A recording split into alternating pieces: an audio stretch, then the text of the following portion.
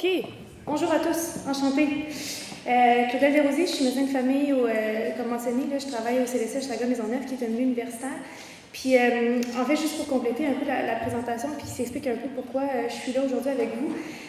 Ça fait une dizaine d'années que je m'intéresse aux impacts des changements climatiques sur la santé, plus largement les questions de santé environnementale. Je préside depuis 4 ans l'Association québécoise des médecins pour l'environnement et j'ai complété il y a quelques mois une maîtrise en environnement et développement durable qui a été reconnue dans le cadre de ma formation médicale, ce qui est assez intéressant.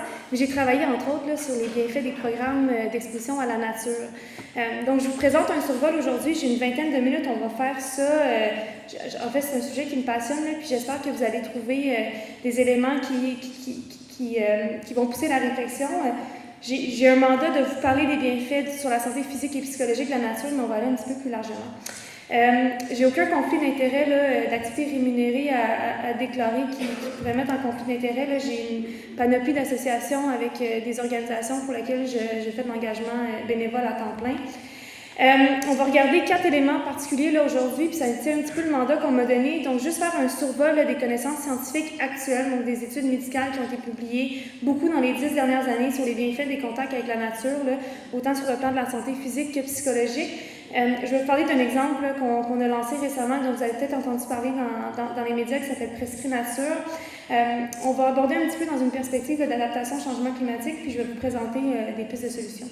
Là, vous dites peut-être, moi je suis vraiment contente d'être là parce que c'est rare que je parle à des gens, des fois, qui ne sont pas dans le domaine de la santé. Puis je trouve ça super intéressant d'échanger de façon voire transdisciplinaire. Je veux juste rappeler un petit peu c'est quoi la santé, parce qu'on a une définition, puis je vais vous présenter là, à la fin, dans la deuxième partie de ma présentation, des définitions un peu alternatives que ce qu'on entend couramment. La définition la plus courante de la santé a été définie par l'Organisation mondiale de la santé autour des années 1950, puis regarde beaucoup le côté biomédical à la santé. Donc, c'est très tourné autour des systèmes de santé, des soins, des services qu'on peut avoir. Puis, évidemment, on ne définit pas seulement comme une absence de maladie sur le plan physique, mais un état complet de bien-être sur le plan de la santé physique, psychologique et sociale. Mais les plans un peu santé sociale, santé psychologique ont souvent été mise de côté pour vraiment favoriser la santé physique, et c'est ce qu'on voit souvent dans les orientations ministérielles sur où vont les priorités en santé. En 2018, il y a un rapport super important qui a été publié par l'Organisation mondiale de la santé par un chercheur anglais qui s'appelle Michael Marmot, qui a essayé de documenter là, ce qu'on appelle les déterminants sociaux de la santé. Donc, c'est tous les facteurs de vie, nos conditions dans lesquelles on est, on grandit, on vieillit, on travaille, et finalement, on va décéder, qui modèlent la santé. Et il a conclu, puis je pense que ça fait une dizaine d'années qu'il l'a dit, mais c'est d'autant plus vrai en 2022, c'est que les inégalités actuelles de santé qu'on voit dans le monde, et incluant au Québec, c'est le résultat d'une combinaison toxique de programmes sociaux de piètre qualité, d'accords économiques injustes et de mauvaises politiques. Je vous invite à garder ça en tête au fil de la présentation. Je parlais de déterminants sociaux de la santé. On sait là, qu'à peu près 20% seulement de l'état de la santé d'un individu est déterminé par son accès à un réseau de la santé de qualité, donc l'accès aux soins, l'accès à un médecin de famille dont on parle tous les jours dans les médias. Mais c'est seulement 20% de l'état de santé d'un individu. Il y a une portion génétique qui est somme toute assez faible, mais la grande partie, à peu près 70% de notre état de santé est déterminé par des déterminants sociaux et structurels, politiques, économiques de la santé. Mais ces déterminants-là ne pourraient pas exister si on n'avait pas des fondations écologiques qui les sous-tendent, et c'est ce qu'on appelle les déterminants écologiques, et ils ont été souvent, voire complètement négligés là, quand on parle de santé publique. Ça tend à changer, puis c'est un petit peu dans ce contexte-là qu'on va parler de bienfaits d'exposition à la nature. Je veux juste encore une fois, je mets les bases d'un cheminement, mais je trouve que c'est important. En 2009, le Lancet, qui est une des revues médicales les plus lues au monde avec le plus gros facteur d'impact, a conclu dans un rapport assez choc là, que les changements climatiques étaient la plus grande menace à la santé du 21e siècle. On en est où 13 ans plus tard? Ce soir, en fait, on dévoile le nouveau rapport annuel de cette même revue-là qui, depuis 5-6 ans, fait un décompte jusqu'en 2030 en suivant une quarantaine d'indicateurs. Mais la mauvaise nouvelle, c'est qu'on n'est pas toujours sur une meilleure trajectoire pour protéger la santé devant les perturbations, devant les menaces environnementales. Et notre santé est un petit peu à la merci là, des énergies fossiles et conséquemment, notre santé se détériore avec l'augmentation des perturbations environnementales et notre dépendance aux énergies fossiles.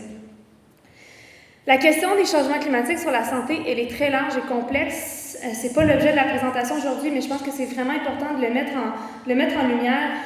Santé Canada, Environnement, Changement climatique a émis un rapport en février 2022, et là, j'ai les graphiques complets, mais celui-là, complexe, mais ça, c'est un des meilleurs que j'ai vu qui regroupe le plus des éléments. Mais on voit à quel point les changements climatiques sont en train d'influencer à peu près tout ce qu'on connaît de la santé. Donc, tout ce qu'on parlait de déterminants écologiques, de déterminants structurels, sociaux, politiques de la santé, sont menacés par les changements climatiques. On note une vulnérabilité accrue pour à peu près toutes les tranches de la population, puis à peu près l'ensemble des maladies. On parle de problèmes liés aux événements météorologiques extrêmes, vagues de chaleur, feux de forêt, inondations. On parle de stress thermique, on parle de détérioration de la qualité de l'air, on parle d'insécurité alimentaire, on parle de détérioration de la qualité de l'eau, mais c'est les fondements de qui on est, c'est les fondements de la bonne santé. Puis on sait aussi, à l'instant, que l'augmentation de ces maladies-là qui sont le résultat des changements climatiques vont inévitablement augmenter le stress sur le réseau de la santé. Stress qui est un réseau de la santé qui est pas mal, on s'entend déjà saturé, on en entend parler fréquemment. Ça a été 2-3 dernières années vraiment, vraiment difficile dans le réseau. On voit un taux d'épuisement pratiquement inégalé là, chez je veux dire, mes collègues, mais c'est quelque chose qui est réel. Et le réseau de la santé commence tranquillement à se réveiller sur son rôle et sa responsabilité, mais encore énormément de travail à faire parce qu'on sait que beaucoup des cliniques, des hôpitaux, des centres de santé sont situés dans des îlots de chaleur, contribuent en fait à des stress populationnels. Juste au Québec, les chiffres, je pense, qui ont été revus récemment à la hausse, mais juste en termes d'impact sur la chaleur extrême, et ça particulièrement des populations en milieu urbain, on s'attend au moins 20 000 décès d'ici 2065 au Québec, puis on s'entend que ça va nous coûter cher. L'Institut canadien pour les choix climatiques là, estime à quelques milliards de dollars par année d'ici 2050 en termes de pertes et de problèmes de santé liés au changement climatique. Et c'est en fait une portion du tableau global. Là, ils ont regardé 3 problèmes principaux, donc la chaleur, les infections liées à la maladie de Lyme et les maladies liées à l'ozone troposphérique, donc tout le phénomène de smog urbain. On s'entend qu'il y en a plusieurs autres, là, des impacts des changements climatiques. Les causes inconnues occupent une portion que vous ne voyez pas sur le graphique, mais qui sont non négligeables. Alors, devant ça, qu'est-ce qu'on fait? Bien, en fait, je vous démontre des exemples très concrets là, de l'impact sur la santé de ces enjeux-là. Je vous ai tiré une carte de la Ville de Montréal, évidemment, que vous allez reconnaître, là, qui est tirée du rapport de la Direction régionale de santé publique de Montréal de 2018. En 2018, on a une vague de chaleur à Montréal qui a tué des gens. Je vais vous montrer où ces gens-là sont morts. Mais juste, petite capsule, les vagues de chaleur, ça augmente le taux de mortalité dans la population d'à peu près 10 à 15 %. Ça augmente le transport ambulancier, ça augmente le nombre de visites à l'urgence, ça augmente la longueur des séjours à l'hôpital. Ça augmente le nombre de complications, de problèmes de santé apparemment stables. Évidemment, ben, c'est pas tout le monde qui est égal face à la chaleur extrême. Vous voyez donc une cartographie des zones avec des indices de vulnérabilité variés, donc de faibles. Souvent, en fait, on peut voir là, des quartiers qui historiquement sont un peu plus favorisés sur différents plans, et des quartiers avec des indices de plus grande vulnérabilité. Les étoiles représentent là où les gens sont morts. Les gens sont morts dans des zones qu'on connaît. Il y a à peu près 70 décès, là, plus ou moins, sur le territoire montréalais. Et ça, c'est des choses qui arrivent à chaque année. Ces zones-là, historiquement, on voit la Pointe-Saint-Charles, Parc Extension, Hochelaga, Maisonneuve, où je travaille, certains secteurs du plateau, mais c'est des zones qui ont été peu minéralisées. Où ce qui manque d'arbres, de façon générale. Ils ont regardé, en fait, les gens sont morts de quoi, puis c'était quoi leur facteur de risque. Puis je le mentionne parce que, en fait, les problèmes de santé les plus fréquents, c'est peut-être des problèmes que vous connaissez personnellement ou dans votre entourage, mais c'est des choses qui sont rencontrées fréquemment. 30% des gens qui sont décédés avec l'hypertension, à peu près 1 adulte sur 2 au Canada, le diagnostic d'hypertension artérielle, diabète 25%, troubles psychotiques 25%, obésité 18%, problème de cholestérol, dyslipidémie 18%, alcoolisme 18%, maladie pulmonaire 16%, insuffisance cardiaque 16%. Par contre, ce que le rapport conclut, puis ça c'est peut-être un appel pour sortir un petit peu du monde médical, mais au-delà de la vulnérabilité individuelle des gens, le lieu de résidence est un facteur important.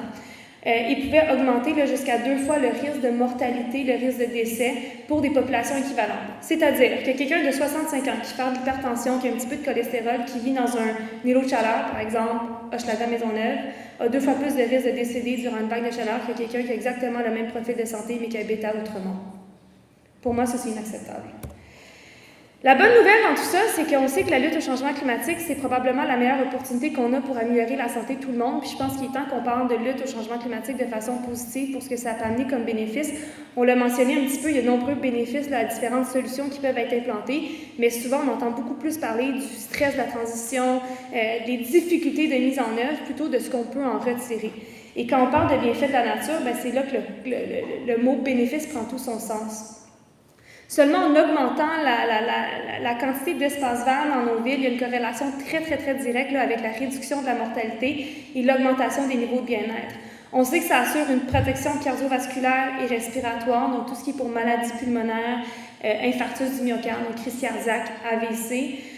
Ça augmente sa perception de la santé personnelle. Je reviens avec l'étude en question. On sait que dans certains quartiers, ça a été étudié, là, mais ça réduit la criminalité, ça augmente le sentiment de connectivité sociale, qui est quand même un pilier assez important de la santé. Ça encourage l'activité physique, la mobilité active. C'est rentable d'un point de vue économique, là, ça c'est évident. On parle de chaque dollar investi en verdissement urbain rapporte là, une braquette assez large, là, mais peut rapporter jusqu'à 15 $ en bénéfices, entre autres sanitaires et sociaux. Puis ce qui est le fun dans tout ça, c'est que c'est bon autant pour les enfants qui ont accès à des milieux verts, généralement au niveau populationnel, il y a une prévalence un peu moindre des troubles d'apprentissage, des troubles développementaux, puis il y a même des études qui démontrent là, que les enfants qui voient des arbres de leur fenêtre scolaire ont des meilleures performances aux examens. C'est bon chez les adultes et les personnes en haut de 65 ans.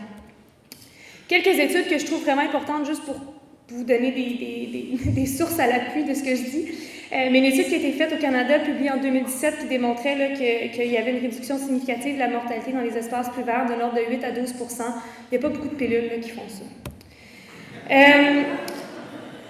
Une étude vraiment aussi intéressante, mais qui ont demandé la perception des gens. Parce qu'on sait, bon, on peut être en santé puis pas nécessairement se sentir en santé, mais juste en ajoutant 3 arbres de plus dans un bloc, ça augmentait la perception qu'on avait de notre propre santé, de façon comparable à si on faisait 10 000 $ de plus par année. Parce qu'on sait qu'il y a quand même un gradient là, assez linéaire entre notre état de santé et notre niveau socio-économique. Plus qu'on est riche, plus qu'on a tendance à être en bonne santé, là, de façon un peu grossière. Mais si on augmente le nombre d'arbres dans les espaces de vie, les gens se sentent plus en santé et se sentent plus riches. C'est quand même assez incroyable. Ils se sentent plus jeunes aussi. La ville de Philadelphie a fait une cartographie en disant si on augmente la canopée, si on respecte nos objectifs, parce que souvent on a des objectifs d'augmentation de canopée urbaine, des fois c'est un peu plus long à atteindre que d'autres, mais ils ont dit si nous on l'augmente, voici ce qu'on peut faire. Ils ont calculé là, que pour leur territoire, ils pouvaient à peu près sauver là, 400 décès prématurés par année. C'est quand même beaucoup. Dernière étude que je vous présente, celle-là est tirée de Vancouver. Ils ont fait une analyse là, du dôme de chaleur à Vancouver. Le dôme de chaleur a fait 700 décès. C'est le plus grand événement météorologique climatique là, avec le plus grand nombre de décès répertoriés pour ce territoire-là. Ça a complètement jammé le système d'urgence. Le coroner ne fonctionnait plus. Il y avait des délais de transport ambulancier. L'équivalent du 811 était surchargé. Ils ont analysé ça, puis de façon sans surprise, mais en fait, ce qui est intéressant, là, c'est qu'ils ont remarqué que l'accès, la proximité à un espace vert de qualité en dedans d'à peu près 100 mètres là, de son lieu de domicile sauvait des vies, de façon très directe. Donc, vous allez me dire, mais bon, c'est intéressant, là, cette exposition-là un petit peu passive à la nature, mais il y a une augmentation dans les 10 dernières années là, des études qui ont vraiment regardé, ça fait quoi si moi, je me mets dans un espace vert puis j'en profite, dans un espace naturel? C'est ce que je vous présente comme données. Bienfait pour la santé physique, diminution de la tension artérielle, diminution du rythme cardiaque. Et ça, c'est après une exposition de 15 à 20 minutes dans un espace qu'on juge de la nature. Ça diminue le cortisol salivaire, ça c'est un peu l'hormone qu'on utilise, là, qui est comme l'hormone du stress. Ça augmente la fonction immunitaire. Apparemment, ça a été documenté, là, ça dure plusieurs heures, mais se promener dans une forêt, ça stimule nos cellules qui nous aident à combattre les infections. Ça améliore le contrôle des glycémies, puis c'est même utilisé là, de façon efficace pour optimiser les stratégies de gestion de douleurs chroniques. Au niveau des bienfaits pour la santé psychologique, et là, il y a une littérature abondante. On parle d'une diminution de l'anxiété, de la dépression, des émotions négatives. On parle d'une diminution des comportements hyperactifs et impulsifs chez les enfants. Il y a des pédiatres aux États-Unis qui prescrivent des doses de nature parce que ça a l'effet à peu près équivalent d'une dose de Ritalin sur la concentration. Ça diminue la prévention du déclin cognitif, ça augmente la prévention du déclin cognitif, ça diminue l'isolement social, ça augmente le sentiment de connectivité et globalement, ça augmente la perception de bien-être. Et ça, c'est toutes des études qui ont été documentées de façon chiffrée. Mon étude préférée de tous les temps, je vous dirais, c'est une étude de 1984, un petit peu vieille. Mais il y a un chirurgien qui s'est demandé à un moment donné pourquoi il y a des patients qui partent plus vite de l'hôpital que d'autres. Donc, c'était des patients qui étaient en post-opératoire, qui venaient de se faire opérer pour enlever la vésicule biliaire. En 1984, ça prenait du temps, ça prenait comme en moyenne 7 à 8 jours pour rester à l'hôpital. Aujourd'hui, tu rentres à l'hôpital une journée, tu sors la même journée. Mais en 1984, ça prenait à peu près 7-8 jours. Puis ils ont réalisé que les gens qui voyaient des armes dans leur fenêtre d'hôpital prenaient moins d'antidouleurs, donc moins de morphine, d'ilodine, les opiacés de ce monde, et restaient environ une journée de moins en moyenne dans l'hôpital. C'est quand même hallucinant. Le seul facteur différentiel, c'est qu'est-ce qu'ils voyaient de leur fenêtre de l'hôpital. Est-ce qu'ils passaient du temps à regarder des armes ou à un mur gris? Mon autre étude coup de cœur, parce que ça c'est assez impressionnant ce qu'ils ont démontré, mais ça a été fait en Australie en 2016. Puis là, on parle d'une dose un peu moindre, là, mais ils ont remarqué que les gens si tout le monde avait accès et visitait à peu près des espaces verts pour une moyenne d'à peu près 30 minutes par semaine, on pourrait réduire la prévalence de la dépression et de l'hypertension artérielle de l'ordre de 7 à 9%. C'est assez impressionnant. Et en termes de coûts potentiels épargnés pour le réseau de la santé, je ne vous les calcule pas, mais eux, ils les ont calculés à 12 milliards par année. C'est tout. Et nous, à la place qu'on nous propose, c'est ça. C'est une maison des aînés à Rivière-du-Loup. Et ça m'a rentré dedans quand j'ai vu cette photo-là, parce que c'est un citoyen qui dénonçait un petit peu justement la création d'un îlot de chaleur, l'absence évidente de verdure. Ça, c'est un projet qui a été développé très récemment. L'Association québécoise des médecins pour l'environnement avec Nature Québec a rencontré les gens du ministère qui se chargeaient des maisons des aînés en leur disant faites attention, parce qu'ils commençaient déjà à détruire des forêts matures et à enlever des arbres pour construire ça. Puis on a dit faites attention parce que, les arbres pour les milieux de vie apportent des bénéfices impressionnants. Puis on nous dit ah oui, c'est intéressant, on va regarder ça, on va ajuster nos projets, puis c'est ce qui nous arrive une couple de mois après. Donc, on en est où en ce moment? On est dans ce que des chercheurs, je trouve, qu'on bien résumé, là, mais on est comme dans une dichotomie notable entre ceux qui considèrent que les preuves accumulées sont suffisantes pour affirmer qu'il y a des bienfaits du contact avec la nature, puis ceux qui pensent le contraire. Et je pense que malheureusement, ceux qui pensent qu'il y a des preuves suffisantes ne se retrouvent pas toujours autour de la table de décision, ce qui fait qu'on est dans des situations où on a des destructions de milieux humides, on a des destructions de forêts matures, et c'est au détriment d'environnements qui sont non favorables à la santé humaine. Prescrit Nature, je vous en glisse un mot rapidement. C'est une initiative qu'on a lancée en mai dernier, qui est un programme de sensibilisation à l'exposition à la nature, qui est 2 volets. Un premier volet pour les professionnels de la santé, parce que c'est pas quelque chose qui fait partie de notre formation en tant que telle. On n'est pas équipé pour parler des bienfaits de l'exposition à la nature. Donc, on a résumé sur un site tous les bienfaits documentés, dont je viens vous faire une très brève résumé. Et c'est aussi pour vous. En fait, tout le monde peut s'approprier ça. Prescrit Nature, en fait, ce qu'on recommande, c'est assez simple. C'est 2 heures de nature par semaine à dose de 20 à 30 minutes. Ça vient des études qui démontrent qu'après 20 minutes, le taux de sanguin de cortisol, la tension artérielle, la fréquence cardiaque diminue. Puis ceux qui passent en moyenne 2 à 3 heures par semaine en nature apportent des cotes mieux sur les échelles de bien-être et de bonne santé psychologique. Donc, 20 minutes pour un total de 2 à 3 heures par semaine, c'est ce qu'il vous faut. Qu'est-ce qu'on fait maintenant? 2 éléments. Je pense qu'il faut sortir la santé des hôpitaux et qu'on récupère en fait la santé dans la santé publique dans la première ligne. On a eu des coupes importantes en santé publique dans les dernières années. Pour moi, c'est inadmissible, mais on doit sortir la santé des hôpitaux et on doit voir que les acteurs, les architectes de la santé, c'est pas juste les médecins, c'est pas juste les infirmières, c'est pas juste les gestionnaires des réseaux de la santé, mais c'est tous ceux qui permettent à des gens d'avoir des environnements favorables à leur santé. Et c'est là que rentre en compte une vision un peu différente de la santé que je vous propose et que j'ai adoptée, mais c'est celle de la santé planétaire, qui définit très simplement la santé comme étant la santé de la civilisation humaine, donc la nôtre, et des systèmes naturels desquels elle dépend. C'est un peu complexe, mais ça ouvre vraiment des frontières intéressantes. Je vous invite à aller fouiller un petit peu sur ce qui se fait en santé planétaire.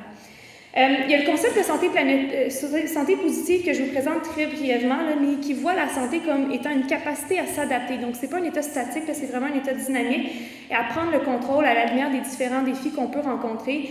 Et ça tient compte de la participation sociale, de la qualité de vie, du sens qu'on donne à notre vie. Et ça, c'est des éléments sur lesquels on peut jouer là, de façon quotidienne avec nos aménagements de la maison, mais aussi des quartiers, des communautés. Et finalement, je pense qu'on doit vraiment revoir, mon temps est écoulé, il me reste 3 diapos, on doit vraiment revoir nos relations qu'on a avec le monde des vivants. Puis je vous cite un extrait là, d'un livre qui a été publié récemment par un philosophe européen qui s'appelle Baptiste Morisot, qui le livre s'intitule « Manière d'être vivant », mais il fait le constat que pour lui, on est dans une crise de sensibilité. Puis il dit « Par ça, j'entends un appauvrissement de ce que nous pouvons sentir, percevoir, comprendre et tisser comme relation à l'égard du vivant. Une réduction de la gamme d'effets, de concepts, de pratiques qui nous relient à lui. On a une multitude de mots, de types de relations pour qualifier les relations entre humains, mais on en a très peu avec nos relations avec le vivant. » Dernière petite suggestion de réflexion, parce que je n'ai pas le temps d'en parler aujourd'hui, mais si vous avez un livre à lire, ça a été mon coup de cœur de l'été, La fabrique des pandémies, d'une journaliste scientifique française de Marie-Monique Robin, qui résume de façon brillante les dangers du déclin de la biodiversité pour la santé humaine, liés entre autres avec la destruction des habitats naturels, l'exploitation des ressources naturelles et la fragmentation des habitats. Mais la crise de la COVID qu'on a connue n'est probablement pas la dernière si on continue sur cette trajectoire-là. Et donc, aujourd'hui, en fait, ce soir, à 18h30, on lance un nouveau compte-rendu sur l'impact des changements climatiques sur la santé. Vous resterez à l'affût si ça vous tente, mais il y a une série d'indicateurs qui touchent, entre autres, les enjeux de verdissement urbain dans les villes. J'arrête là-dessus. Ça me fait plaisir. J'ai hâte à la discussion tantôt. Merci.